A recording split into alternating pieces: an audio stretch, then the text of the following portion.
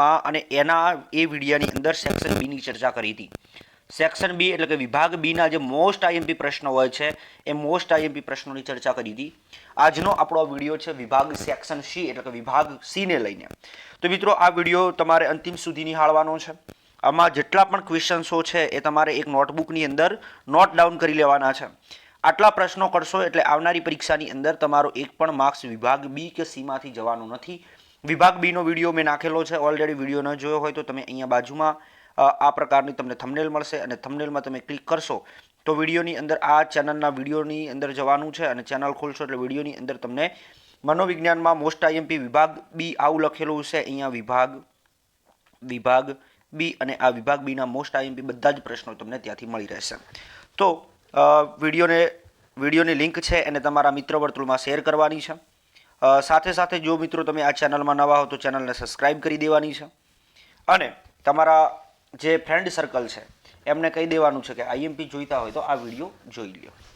આપણે વાત કરીશું વિભાગ સી અને વિભાગ સી મનોવિજ્ઞાનમાં કયા પ્રશ્નથી લઈને કયા પ્રશ્ન સુધી હોય છે। તો પેપરની અંદર એટલે કે બોર્ડની એક્ઝામમાં પ્રશ્ન નંબર 21 થી લઈ અને પ્રશ્ન નંબર 31 સુધી વિભાગ બી હોય છે, સોરી વિભાગ સી હોય છે। હવે પ્રશ્ન નંબર 21 થી 31 એટલે ટોટલ કેટલા પ્રશ્નો થયા? टोटल प्रश्नों थे 11 प्रश्नों में एक प्रश्न કેટલા ગુણ હોય છે? તો 11 પ્રશ્નોમાં એક પ્રશ્નના 2 માર્ક્સ એટલે કે અહીંયા 22 માર્ક્સનો તમારે વિભાગ સી રહેવાનો છે। વિભાગ બી ની ચર્ચા કરી હતી જે આપણો 10 માર્ક્સનો રહેવાનો હતો। તો અહીંયાથી તમે વિભાગ બી અને સી ના પ્રશ્નો તૈયાર કરીને જાઓ તોય તમારે કેટલા આવશે? 32 માર્ક્સ તો મળી જ જવાના છે। તો ચાલો મિત્રો આપણે વિભાગ સી ની અંદર કેવા કેવા પ્રશ્નો તૈયાર કરવાના છે એની ચર્ચા કરીએ। तो चलो शुरुआत करिए। पहलो प्रश्न जुओ, ध्यान केंद्र प्रदेश एटले शुं समजाववुं। पहलो प्रश्न तमारे तैयार आ करवानो छे। ध्यान केंद्र माटेनो प्रदेश એટલે કે ध्यान केंद्र प्रदेश એટલે શું સમજાવો। બીજા નંબરમાં પ્રશ્ન તમારે તૈયાર કરવાનો છે વિધાયક પ્રલંબન એટલે શું, ઉદાહરણ સહિત સમજાવો। વિધાયક પ્રલંબન એટલે શું, ઉદાહરણ સહિત સમજાવો। ત્યાર પછી બુદ્ધિ આંકનું ઉદાહરણ સૂત્ર ઉદાહરણ સાથે સમજાવો। આઈક્યુ નું સૂત્ર તમને કેટલાને આવડે છે? તો આઈક્યુ બરાબર सूत्र आवशे मानसिक वय भाग्या शारीरिक वय गुण्या 100। आ आपणो बुद्धिआंक। आईक्यू નું बुद्धिआंकનું सूत्र आपनार कोण ए तमारे कॉमेंटमां लखवानुं छे। आ सूत्र आपनार कोण अने आनुं उदाहरण लखवानुं छे। उदाहरण केवुं लखी शकाय? जेम के कोई एक विद्यार्थीनी मानसिक वय 40 वर्ष छे અને શારીરિક વય 20 વર્ષ છે। માનસિક વય કેટલી? 40 વર્ષ અને શારીરિક વય 20 વર્ષ છે। તો આ વ્યક્તિનો આ વિદ્યાર્થીનો બુદ્ધિઆંક કેટલો? એટલે 20 × 5 100 એટલે આ જે વિદ્યાર્થી છે એનો બુદ્ધિઆંક કેટલો થશે? 80 થશે। આ રીતે આપણે ઉદાહરણ આપવાનું થશે। ત્યાર પછી આપણે આગળ વાત કરીએ પ્રશ્ન નંબર 4 તમારે શું તૈયાર કરવાનું છે? પ્રચાર દ્વારા મનોવલણ પરિવર્તનનું ઉદાહરણ આપો। એટલે પ્રચાર દ્વારા જે મનોવલણ પરિવર્તનનું જે ઉદાહરણ છે એને તૈયાર કરવાનું છે। ઉદાહરણો તમે 2 થી 3 કરી શકો છો। ત્યાર પછી 5મા નંબરનો પ્રશ્ન છે કે પૂર્વગ્રહો વિષમ ચક્ર જન્માવે છે, સમજાવો। તો પૂર્વગ્રહો વિષ ચક્ર સમજાવે છે, જન્માવે છે। આ પ્રશ્ન આઈએમપી છે અને છે એટલા માટે આ તૈયાર કરવાનો જ ઠરે। ત્યાર પછી આપણે આગળ વધીએ મિત્રો। વિડીયો ગમતો જ વિડીયોને લાઇક કરી દેજો। ચેનલમાં નવા હો તો ચેનલને સબસ્ક્રાઇબ કરવાનું ભૂલતા નહીં। અહીંયા વાત કરીએ દબાણ એટલે શું, દબાણનું કાર્ય શું છે? તો દબાણ એટલે શું? આ દબાણવાળો પ્રશ્ન તૈયાર કરવાનો છે। ત્યાર પછી રીટેકની પ્રક્રિયા એટલે શું? આ પ્રશ્ન તૈયાર કરવાનો છે। ઉપરી અહમની સમજૂતી આપો। એટલે તમારે અહમમાં તમે ભણ્યા હશો ઈગો પછી સુપર ઈગો અને સુપર ઈગો। આ એક ટોપિક આપણે ભણ્યા હતા સુપર ઈગો અને સુપર ઈગો સિવાય એક પ્રકારનો ઈગો આવશે મધ્યમ ઈગો એટલે અહમપણું, હું જાતે છું છે ભાઈ, કરી લેવું હોય કરી લેન, હું છું એ છું એટલે તમને અહમપણું આવી જાય ને, પોતાની જાતને મહાન માને। માની લો કે ટસનો મસ ન થાય, કોઈ એક વિદ્યાર્થી છે, આ વિદ્યાર્થી એવું માને કે મને આ પ્રશ્ન આવડે છે ને આવડે જ છે, હું કહું ને સાચું, પણ જવાબ જ ખોટો આવતો હોય। જવાબ કેવો બોલે? ખોટો, અને પૂછે કોણે? મેં કીધું એ વસ્તુ સાચી પહેલા। તો આ ઈગો કહેવાય। સ્વાનુભૂતિનું ઉદાહરણ સાથે સમજૂતી આપો। એટલે કે સ્વાનુભૂતિ છે એનું ઉદાહરણ આપીને સમજૂતી આપવાની છે। પછી ભૌતિક પર્યાવરણમાં કઈ કઈ બાબતોનો સમાવેશ થાય છે? એક પ્રશ્ન આ તૈયાર કરવાનો છે। ભૌતિક પર્યાવરણમાં કઈ કઈ બાબતોનો સમાવેશ થાય છે? પછી સમચોરસીય સંરચનાના કયા અસરકારક નીવડે છે એટલે ક્યાં અસરકારક સમચોરસીય જે સંરચના છે એ સમચોરસીય સંરચના આ સમચોરસીય સંરચના છે એ ક્યાં અસરકારક નીવડે છે આ પ્રશ્ન તૈયાર કરવાનો છે. ત્યાર પછી સુખ અને સુખાકારી સમજાવો. સુખ અને સુખાકારી સમજાવો એક આ પ્રશ્ન તૈયાર કરવાનો છે. તો આ બધા પ્રશ્નોની આપણે ચર્ચા કરી જે તમારે તૈયાર કરવાના થશે. ત્યાર પછી 13મા નંબરનો પ્રશ્ન એ તૈયાર કરવાનો છે. અહીંયા સરસ મજાના પ્રશ્નો લખેલા છે મિત્રો. 13મા નંબરનો પ્રશ્ન શું કહે છે જુઓ. માનવ જીવનની અર્થમયતા અંગે વિક્ટર ફ્રેન્કલનું શું માનવું હતું? તો આ એક આ વિક્ટર ફ્રેન્કલ વાળો જે પ્રશ્ન છે એ તૈયાર કરવાનો છે. સંવેદનના પ્રકારોના નામ જણાવો અથવા સંવેદનની વ્યાખ્યા અર્થ અને સ્વરૂપ તૈયાર કરવાનું છે. શિક્ષણની વ્યાખ્યાઓ તો શિક્ષણની વ્યાખ્યા આપો. તો આ પ્રશ્ન ઘણી વખત પૂછાય છે. સિટી મોર્ગનની શિક્ષણની વ્યાખ્યા હોય તો તમારે મિત્રો શું કામ કરવાનું છે કે શિક્ષણને લગતી જેટલી પણ વ્યાખ્યાઓ છે શિક્ષણની જેટલી પણ વ્યાખ્યાઓ છે મિત્રો શિક્ષણની જેટલી પણ વ્યાખ્યાઓ છે આ બધી જ વ્યાખ્યાઓ તમારે તૈયાર કરી લેવાની થાય છે. શિક્ષણની બધી જેટલી વ્યાખ્યાઓ છે એટલી તૈયાર કરી લેવાની. શિક્ષણની શું જેટલી પણ વ્યાખ્યાઓ છે આ વ્યાખ્યાઓ તૈયાર કરવાની છે. પરીક્ષાની અંદર તમને પ્રશ્ન પૂછાય એટલે કે એટલે શું પરીક્ષાની અંદર પ્રશ્ન શું પૂછાય એટલે શું તો એટલે શું પ્રશ્ન પૂછાય તો એમાં શું જવાબ લખવાનો તમારે વ્યાખ્યા લખવાની નીવડે. ત્યાર પછી સમૂહ માધ્યમ એટલે શું તો સમૂહ માધ્યમની વ્યાખ્યા આપવાની છે. સમૂહ માધ્યમોના નામ આપવાના થશે. આ પ્રશ્ન તૈયાર કરવાનો છે. મનોભારના ઉદ્ગમ સ્થાનો જણાવો એક આ પ્રશ્ન તૈયાર કરવાનો છે. અહમ એટલે શું મેં કીધું ને ઈગો.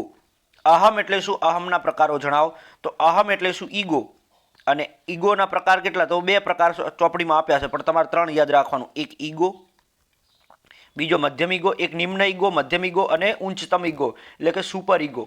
હું જ સુપર છું આ સુપર ઈગો. પછી આંતરરાષ્ટ્રીય કક્ષાએ માનસિક રોગોના વર્ગીકરણ સાથે સંકળાયેલી સંસ્થાના નામ જણાવો.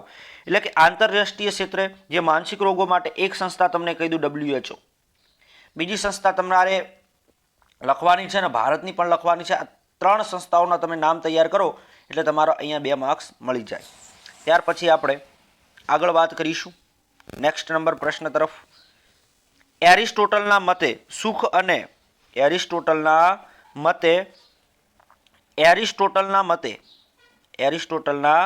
મતે સુખ અને સુખાકારી એટલે શું? એરિસ્ટોટલના મતે સુખ અને સુખાકારી એટલે શું એક આ પ્રશ્ન તૈયાર કરવાનો છે. ધ્યાનને આકર્ષનારા વ્યક્તિલક્ષી ઘટકો જણાવો. ધ્યાનને આકર્ષનારા વ્યક્તિલક્ષી ઘટકો જણાવો આ પ્રશ્ન તૈયાર કરવાનો છે. મનોવલણના સ્વરૂપના કોઈ પણ 4 મુદ્દાઓ સમજાવો આ એક પ્રશ્ન તૈયાર કરવાનો છે. પછી અહીંયા આપણે આગળ વાત કરીએ તો કે સલાહકાર. સલાહકારની અંદર જો સલાહકાર અને સલાહાર્થી કોને કહેવાય? એક તો સલાહ આપનાર કોને કહેવાય? સલાહ આપનાર. સલાહ હશે ને એમાં જો એક સલાહ છે એમાં એક સલાહ આપનાર હશે. સલાહ આપનાર હશે અને બીજો હશે ને સલાહ લેનાર હશે. સલાહ લેનાર હશે. જો સલાહ આપનાર છે તો સલાહકાર અને સલાહ લેનાર છે તો સલાહાર્થી. કોને કહેવાય? યોગના 8 અંગોના નામ જણાવો. યોગના 8 અંગો આ પ્રશ્ન વેરી આઈએમપી છે. Very most IMP. ત્યાર પછી તમારે કર્ટ લેવિનનો જીવન અવકાશનો ખ્યાલ સમજાવો આ પ્રશ્ન તૈયાર કરવાનો છે. વિજ્ઞાપનની અસરકારકતા માટે કયા પરિબળો નિર્ધારક હોય છે એક આ પ્રશ્ન તૈયાર કરવાનો છે. પરણેલા લોકો કોનાથી વધારે સુખી હોય છે આ પ્રશ્ન તૈયાર કરવાનો છે. તો પરણેલા લોકો કોનાથી વધારે તો કે જે લોકો અપરિણિત હોય કે જે વિધવા હોય જે લોકોએ છૂટાછેડા લઈ લીધા હોય જે લોકોએ શું લઈ લીધું હોય છૂટાછેડા લઈ લીધા હોય આવા વ્યક્તિઓ છે એના કરતાં પરણેલો પુરુષ અથવા પરણેલા જે વ્યક્તિઓ છે વધારે સુખી હોય છે. ત્યાર પછી 28મા નંબરનો પ્રશ્ન છે. ચિત્રકારો અને નાટ્ય નિર્દેશકોના દૂરના અંતર માટે કયા સંકેતોનો ઉપયોગ કરવામાં આવે છે આ પ્રશ્ન તમારે તૈયાર કરવાનો છે. ત્યાર પછી આપણે આ વિભાગ બીના પ્રશ્નો છે 2 માર્ક્સના એટલે વધારે લીધેલા છે. પછી ત્યાર પછી તમારે આ પ્રશ્ન તૈયાર કરવાનો છે 29 નંબરના પ્રશ્નની અંદર શિક્ષણની તરાહો જણાવો. ત્યાર પછી 30મા નંબરનો પ્રશ્ન તૈયાર કરવાનો છે. મનોવલણ પરિવર્તનોની રીતો જણાવો. ત્યાર પછી 31મા નંબરના પ્રશ્નમાં ખુલ્લી જગ્યાના ભયમાં દર્શાવેલી 5 પરિસ્થિતિઓ કઈ કઈ છે આ તૈયાર કરવાનો છે. ધ્યાનનો અર્થ સ્પષ્ટ કરો, આ પ્રશ્ન તૈયાર કરવાનો છે. જો મિત્રો વિડીયો ગમતો હોય તો વિડીયોને લાઇક કરી દેજો. ચેનલમાં નવા હો તો ચેનલને સબસ્ક્રાઇબ અવશ્ય કરી લેજો. ત્યાર પછી 33મા નંબરનો પ્રશ્ન છે, ધ્યાનના કોઈ પણ 4 લક્ષણો જણાવો. કેટલા? કોઈ પણ ધ્યાનના કોઈ પણ 4 લક્ષણો જણાવો. આંતરસૂઝના પ્રયોગો કોની કોની ઉપર થયા હતા? આ પ્રશ્ન તૈયાર કરવાનો છે. આંતરસૂઝના પ્રયોગો કોની કોની વચ્ચે થયા હતા. પછી માનસિક વયની વ્યાખ્યા આપો, આ પ્રશ્ન તૈયાર કરવાનો છે. હતાશાની વ્યાખ્યા આપો, આ એક પ્રશ્ન તૈયાર કરવાનો છે, હતાશાની વ્યાખ્યા. ત્યાર પછી આપણે વાત કરીએ વિકૃત ભયને સમજાવી. વિકૃત ભયને સમજાવી એટલે કે વિકૃત ભય શું છે? આ વિકૃત ભયને સમજાવી અને તેના પ્રકાર જણાવો, એક આ પ્રશ્ન તૈયાર કરવાનો છે. સાથે અહીંયા એક 38મા નંબરનો પ્રશ્ન છે, પ્રતીક વિનિમય પદ્ધતિમાં કેવા પ્રતીકો અપાયા છે? એક આ પ્રશ્ન તૈયાર કરવાનો છે. ભૌતિક પર્યાવરણમાં કઈ કઈ બાબતોનો સમાવેશ થાય છે? આ એક પ્રશ્ન તૈયાર કરવાનો છે. રેખીય પરિપ્રેક્ષ્ય કયા સંકેતોમાં થાય છે? કેવી રીતે?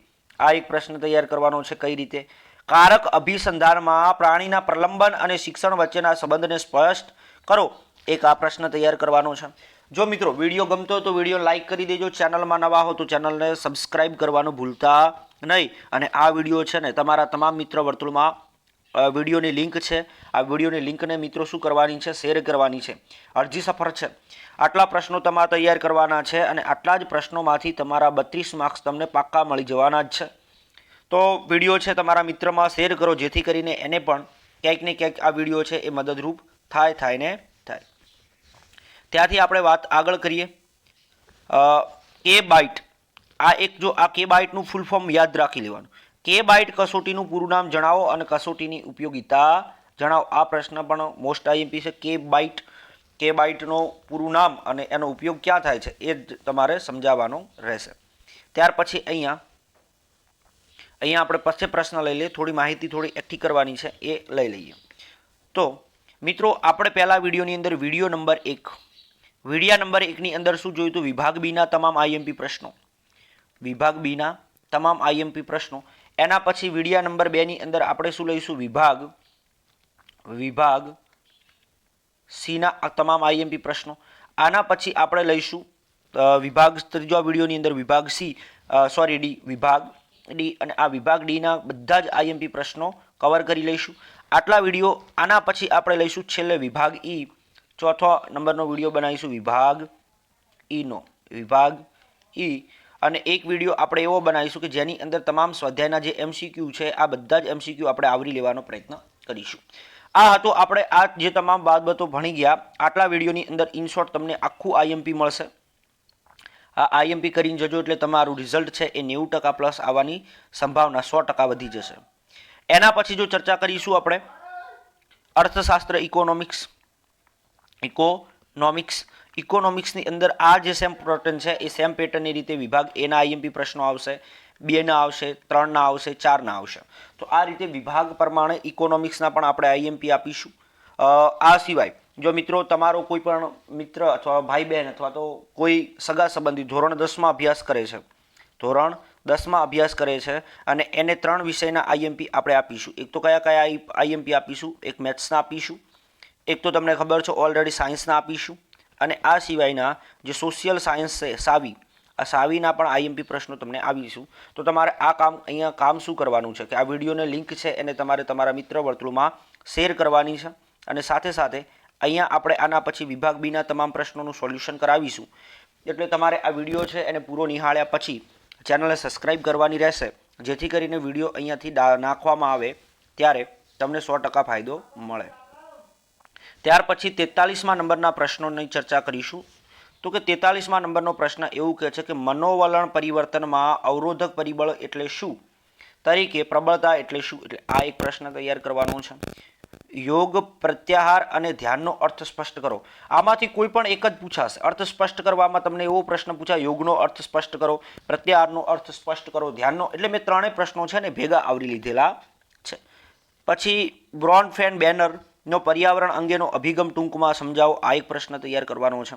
કાર્ય પ્રેરણાત્મકનો સિદ્ધાંત સમજાવવાનો છે. આ એક પ્રશ્ન તૈયાર કરવાનો છે.